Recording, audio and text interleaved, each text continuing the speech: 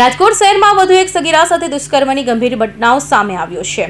ધોરણ 12માં અભ્યાસ કરતી સગીરાને પ્રેમજાળમાં ફસાવી યુવકે વારંવાર દુષ્કર્મ આચર્યું હોવાનો આરોપ છે।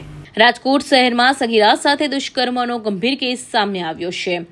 એટલું જ નહીં, ન્યૂડ ફોટા અને વિડીયો વાયરલ કરવાની ધમકી આપી માનસિક ત્રાસ આપ્યો અને ગર્ભવતી બનાવ્યા બાદ પરાણે ગર્ભપાત કરાવ્યાનો પણ આરોપ છે।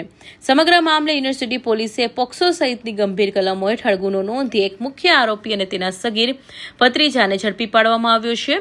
મૂળ જૂનાગઢની અને હાલ રાજકોટની ગર્લ્સ હોસ્ટેલમાં રહી ધોરણ 12માં અભ્યાસ કરતી સગીરાએ યુનિવર્સિટીની પોલીસ સ્ટેશનમાં ફરિયાદ નોંધાવી છે।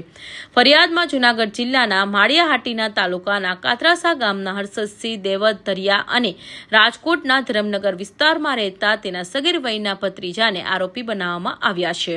ફરિયાદી યુવતીને આ કામના આરોપી હર્ષદસિંહ લાખાભાઈ દેવધરિયા જે માળિયાહાટીના તાલુકાના કાતરાસા ગામનો છે, તેમજ તેનો બીજો ભત્રીજો પણ આમાં સામેલ છે, જે આ યુવતીને અપહરણ કરી અને તેના ભત્રીજાના રૈયા ગામના આવાસ ખાતે લઈ જઈ અવારનવાર શરીર સંબંધ બાંધેલ અને તે બાબતે ફોટાઓ પણ પાડેલ અને કોઈને આ બાબતની જાણ કરીશ તો તને આ ફોટા વાયરલ કરીશ તેવી આશા ધમકી આપેલ અને આવા બાબતે જૂનાગઢ ખાતે પણ આવી રીતના અવારનવાર તેની સાથે શરીર સંબંધ બાંધેલ।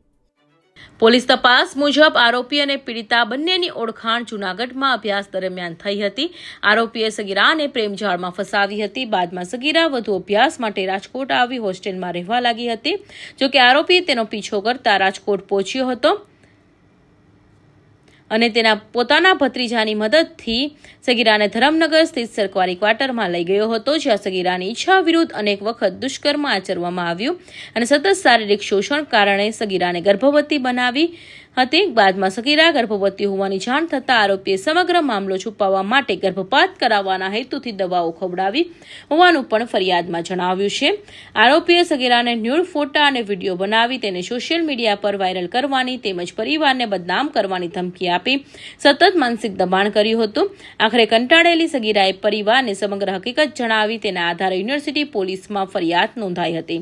કૌશિક પટેલનો report, Hind TV news, Surat.